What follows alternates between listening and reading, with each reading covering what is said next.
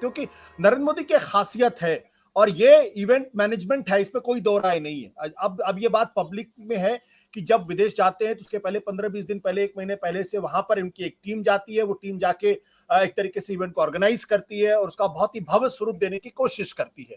जाहिर सी बात है, फिर उसको हिंदुस्तानी मीडिया उसको उसको प्रचारित करता है और फिर एक बहुत बड़ी तस्वीर बनाने की कोशिश की जाती है। ऐसे में अगर हम ये कहें कि कर्नाटक के हार के बाद अगर कहीं ना कहीं उनकी इमेज को झटका लगा है, तो उसका कॉम्पनसेशन यहां से हो जाता है कि देखिए अभी भी मैं हूं और मेरी इमेज जो है वो दुनिया में कायम है और इसलिए इसका कर्नाटक से कोई फर्क नहीं पड़ने वाला। नरेश जी, देखिए, मुझे नहीं लगता कि इसका कर्नाटक में जो हार हुई है इससे कोई बहुत ज्यादा भरपाई उनकी होने जा रही है, क्योंकि विदेश में आपने कुछ लोग इकट्ठे कर लिए, तो इससे भारत के लोग, कुछ लोग हो सकता है इससे प्रभावित हो जाएं, ज्यादातर नहीं होंगे। लेकिन इसको जैसा मैंने पहले बताने की कोशिश की थी, ये दोनों तरफ से राजनीति है।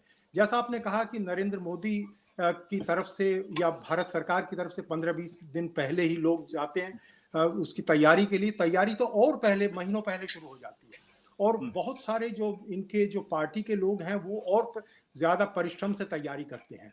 लेकिन आपको ये नहीं भूलना चाहिए कि ये जितनी बड़ी खबर नरेंद्र मोदी के विदेश में जो जिस तरह के दौरे होते हैं, जितनी भारत में खबर बनती है उतनी विदेश में नहीं बनती।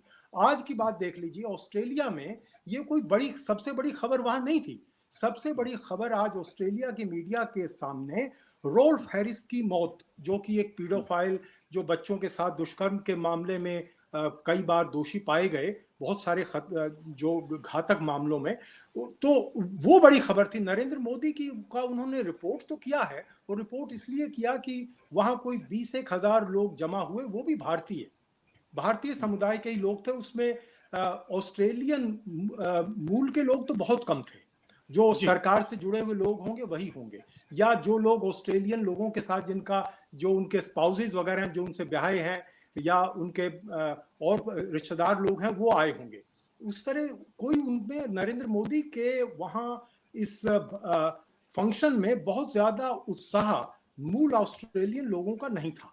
तो ये जाहिर है कि ये भारत में ही इसको अपनी राजनीति को प्रभावित करने के लिए किया गया है। लेकिन जो ऑस्ट्रेलिया के प्रधानमंत्री जो अल्बनीज आए, या जिस तरह से अमेरिका में या ब्रिटेन में इस तरह के कार्यक्रम होते हैं, ये जो वहां के प्रधानमंत्री या राष्ट्रपति जो ट्रंप ने जो किया था, वो कोशिश करते हैं कि भारतीय मूल के लोग हैं, ये वोटर हैं हमारे, इसलिए नरेंद्र मोदी के वो क्योंकि समर्थक हैं, इसलिए वो हमें वोट दे देंगे। ऐसा कोई हमेशा होता नहीं है। कुछ जो लोग, जैसे यहाँ ब्रिटेन में कंजर्वेटिव पार्टी के हैं, कंजर्वेटिव पार्टी को फिर भी वोट देंगे। नरेंद्र मोदी के आने से कोई बहुत ज्यादा फर्क उसमें पड़ने वाला नहीं है।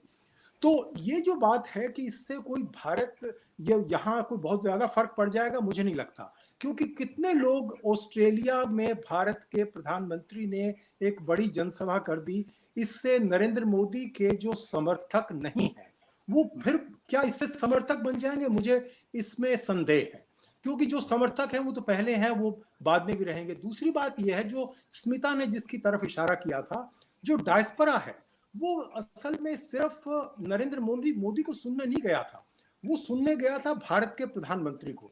वो भारत का प्रधानमंत्री आया है इसलिए वो सुनने गया था। इसका मतलब ये नहीं है कि वो कोई बहुत बड़ा जो है नरेंद्र मोदी का या भारतीय जनता पार्टी का समर्थक हो गया है इस वजह से। तो ये बात भी हमें देखनी चाहिए कि ये लोग जो इन लोगों जो सभा आयोजित की ऑस्ट्रेलिया के लोगों ने, उसमें मोदी जी को सम्मान देने के लिए, भारत के प्रधानमंत्री का सम्मान देने के लिए तो की ही, इसलिए भी की कि उनकी अपनी राजनीति में उस वक्त उनके जो कुछ लोग उनकी पार्टी की तरफ से उनका समर्थन कर दें और उससे उनको फायदा हो जाए। लेकिन भारत में इसका कितना फायदा होगा, मुझे इस पर शक है। सत्य हिंदी का ऐप डाउनलोड करें गूगल प्ले स्टोर पर।